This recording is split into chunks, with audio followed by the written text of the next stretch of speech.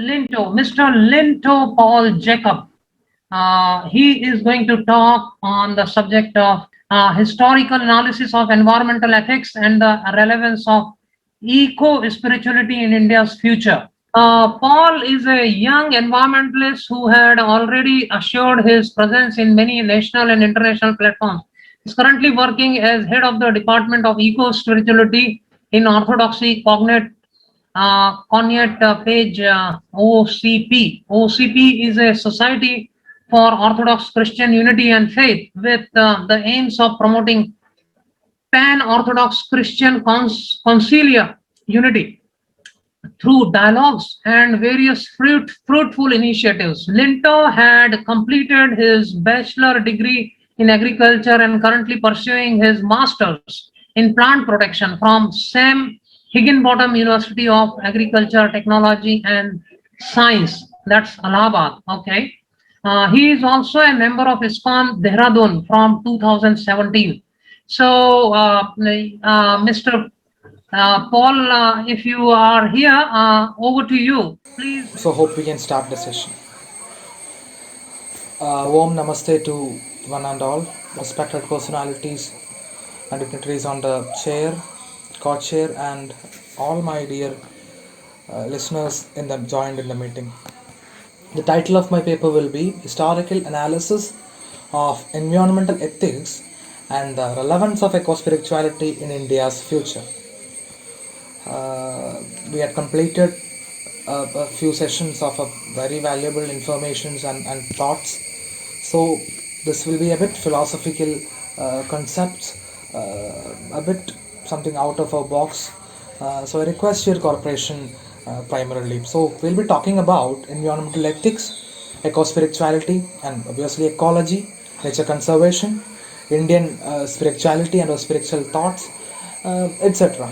So first, I'm putting your eyes into a bit comparison and information about our cultural and our spiritual richness.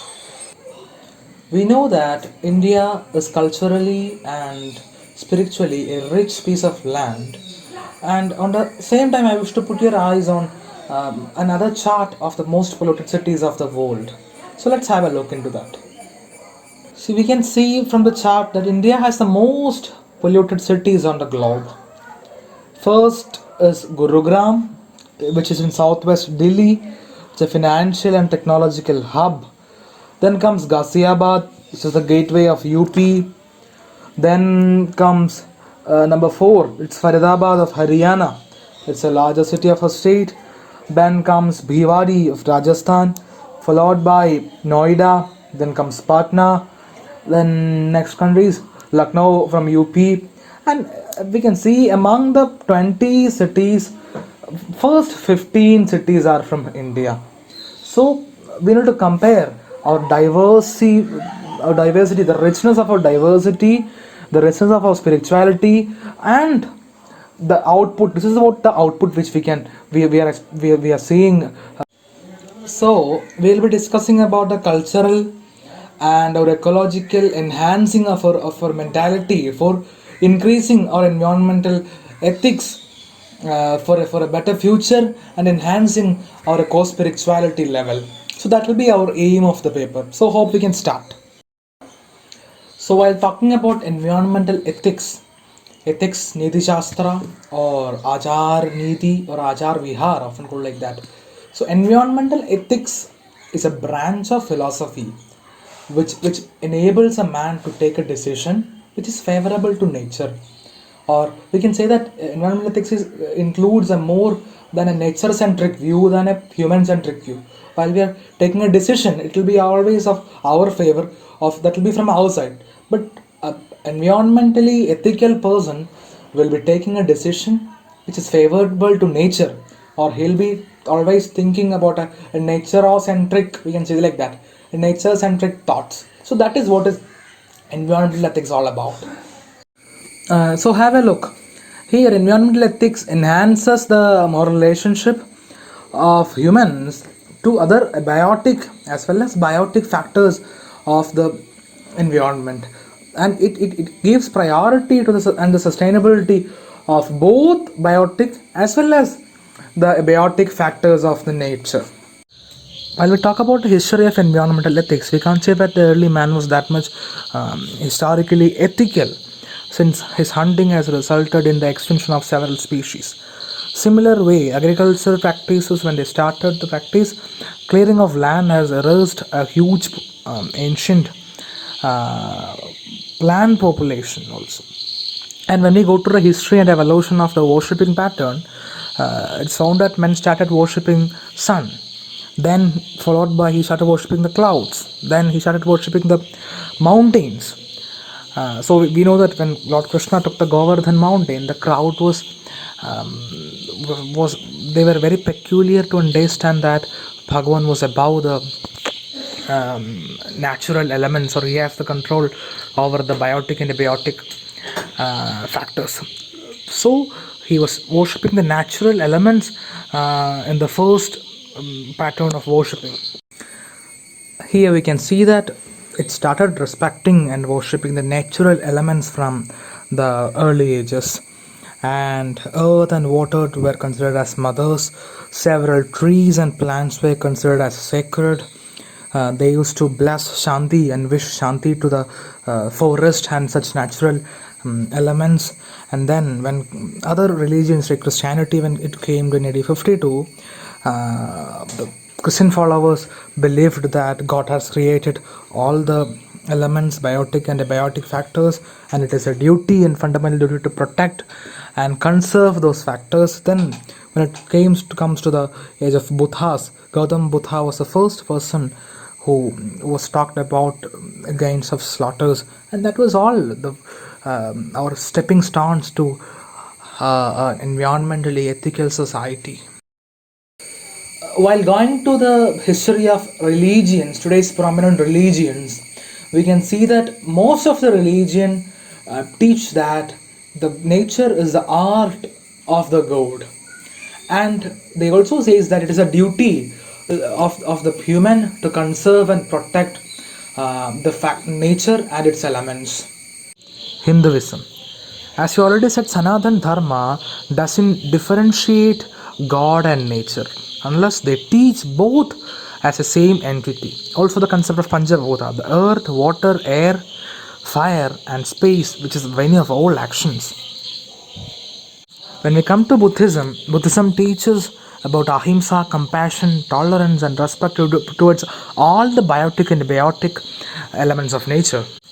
Jainism proclaims that environment harmony could be attained through the principles of spirituality.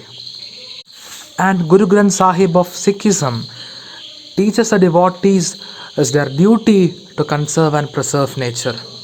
Zoroastrianism explains that nature is the body of God, and the devotee should take care of the body of God as if they are carrying their God.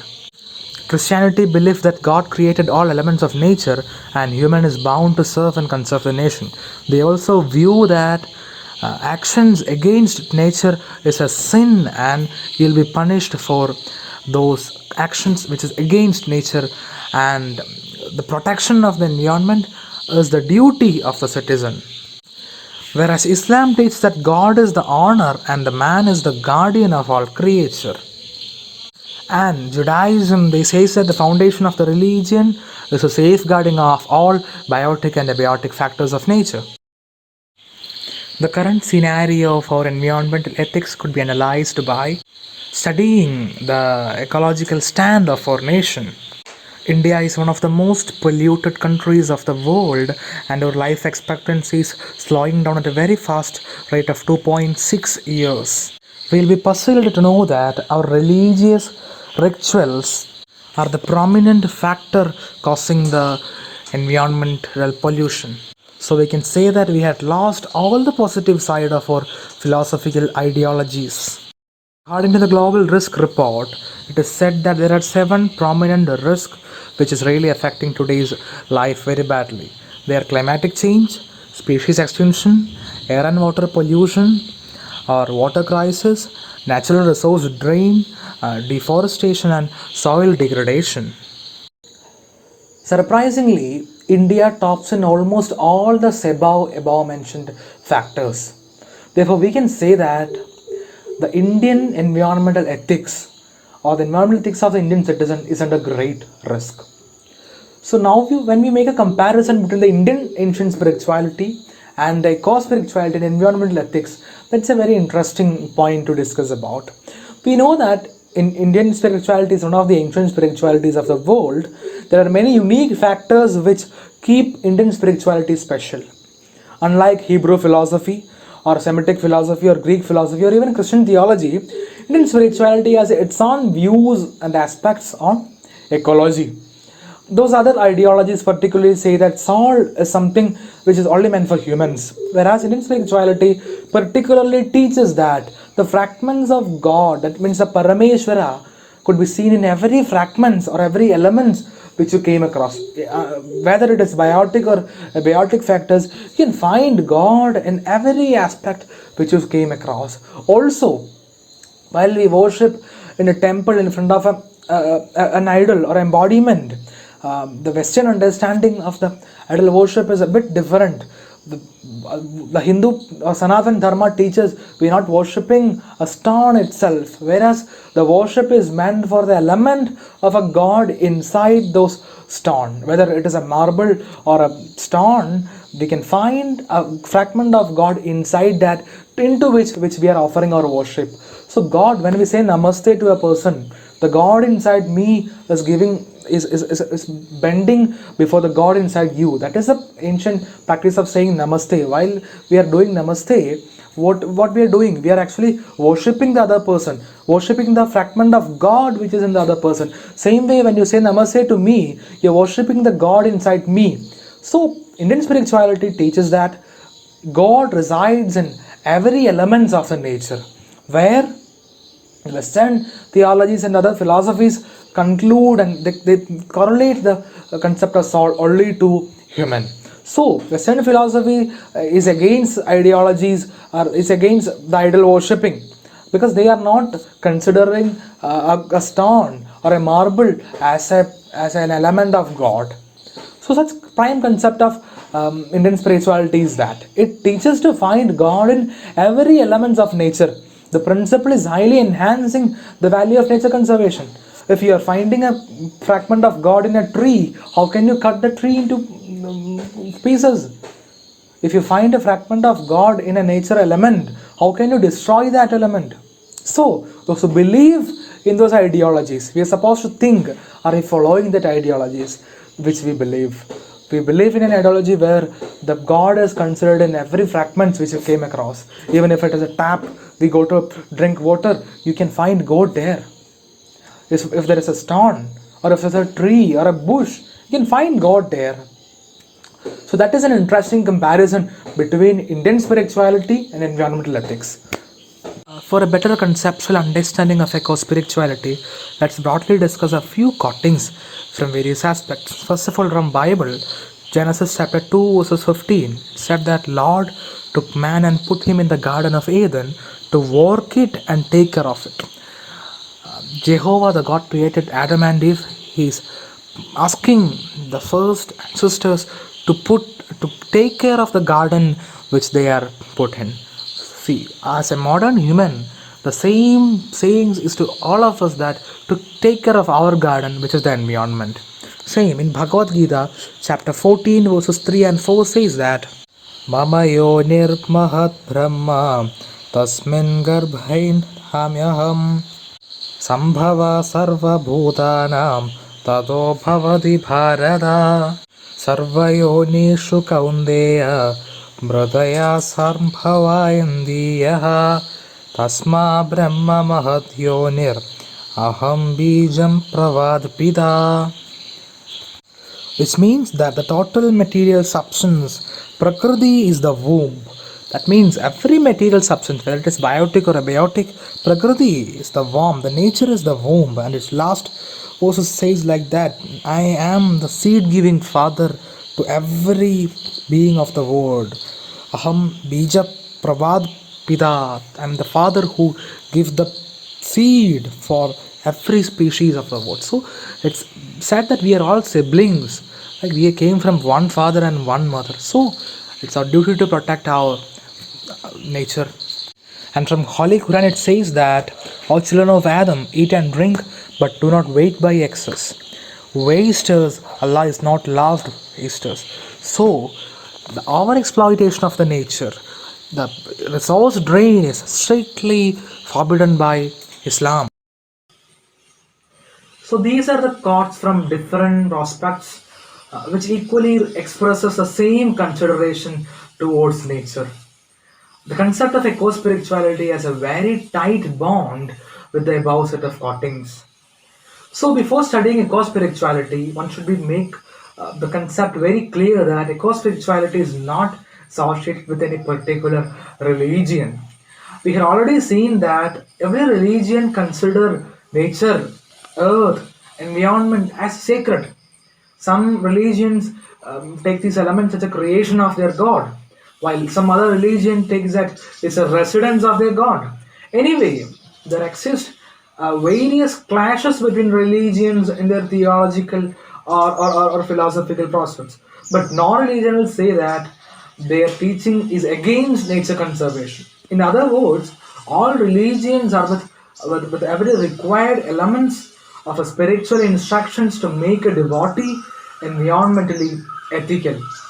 We can say that eco spirituality, we can define it as a unique way of leading a life which is integrating the natural environment, the social environment, and the divine environment by an ethical way of thinking.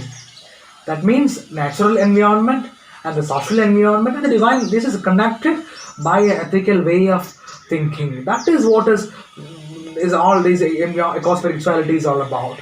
You can say that eco spirituality connects the science of ecology and and the spirituality. It brings together the religion and environmental activism. The spirit, because spirituality could be said as a manifestation of a spiritual connection between human beings and the environment.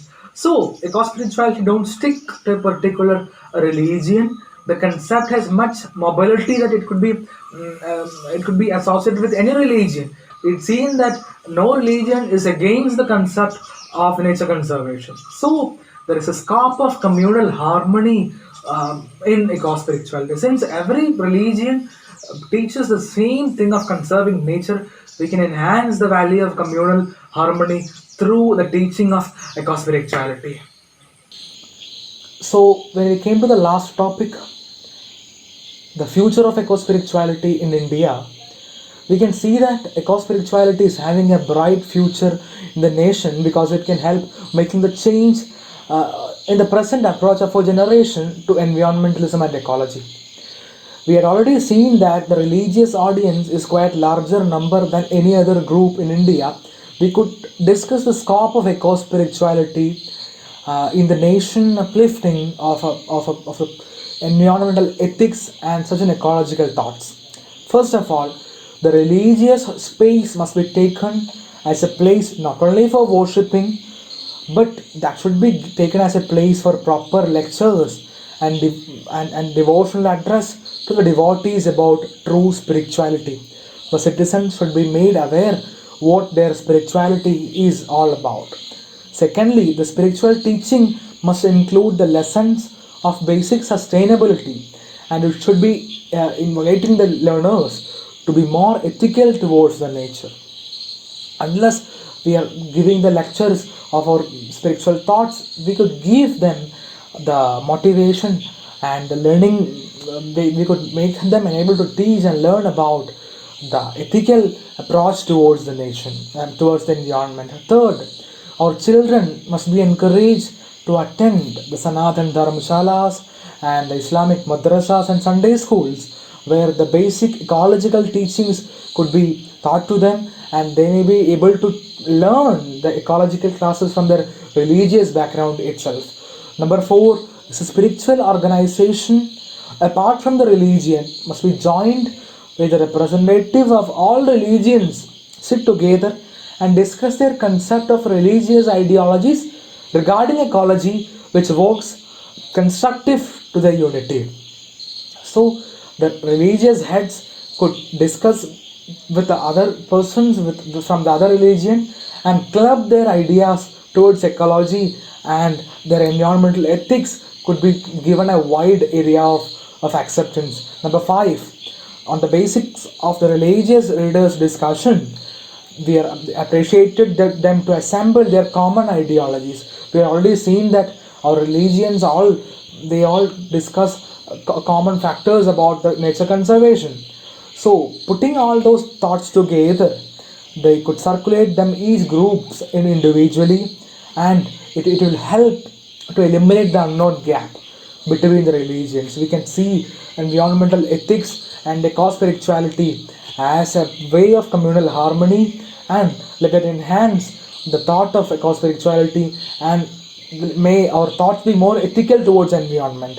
Let us make our planet a better place to live by the conservation of nature and enhancing of eco spirituality, and let that be our goal. And then concluding by the words of Fritjof Capra, who is an American physicist and ecologist, that ecology and spirituality are fundamentally connected because deep ecological awareness ultimately is spiritual awareness. Yes, that's it. Thank you all. Thank you for your patience, and you can come up with your suggestions and queries now. Thank you. Thank you very much. It was Thank you, sir. pretty well presented, and you brought out how the different religion have take on eco spirituality, so to say. And the last line, what you said from Franz Kafka, is wonderful. Inherently, spirituality and ecological concern are intertwined. And yesterday, as one of the speakers said, uh, you know, uh, a religionist or a Vaishnava is essentially a environmentalist. Uh, and the reverse may not be true, that an environmentalist is a religionist, because he may have different views on that, but very nicely put. So thank you very much. And also what you say, natural and social and divine all put together, when you integrate, you get what is called an eco spirituality. So that's a nice term that you bring in here. So thank you very much. We now can take one or two questions. Actually, we have run over about half an hour, but let me see if there are any question. If you have any question, very good comparative presentation. Yeah, there is some question like about economy in simplicity. Paddling cycles en masse would be a disaster for GDP. So this is from Patan Gunta Sudhakar. His concern is from an economist point of view. You want to have higher GDP, and if you are proposing, let's say, cycles and cycles and cycles, so what will happen? Sir, while compiling the concept of GDP and the ecology, both these terms, I don't think that will be coexisting. Since I'll give a very good example. If you have a good river which is not polluted, that doesn't count in GDP, right? If the river in front of me is not polluted, that is not coming under GDP. If I have trees in my forest, that is not counted in GDP. But if I cut those trees and make some furniture and export it, that will increase the GDP. So while connecting the term GDP and ecology, that won't always fix. If you want to increase GDP and in a systematic way, in an ecological way, it's very hard. So there must be something else. There should be a new terms should be introduced, unless GDP, that more than something, there is something out of GDP. Yeah. Now we are all discussing about GDP. Our happiness won't comes in GDP. We know about Finland. They are having very happy people. Their happiness index is too much, but that won't count in GDP. But when we compare their happiness index and the GDP, it's twofold. Where we have in Indian GDP is a very we know the current state of Indian GDP, but we have something else out of GDP. We have trees in our forest that won't comes to GDP. If my air is not polluted, that won't come in GDP. But if I make my air pollute, and if I brought something to make the pollution away, anti-pollutant, we'll get like an AC, we'll get an anti-pollutant which clears Yes, my so that is very clear. Yes, we understand there is a classic debate that goes on between environmentalists and economists. And economists would not agree, and they won't buy the point. But you bring the good point. One has to go beyond just the gross domestic product.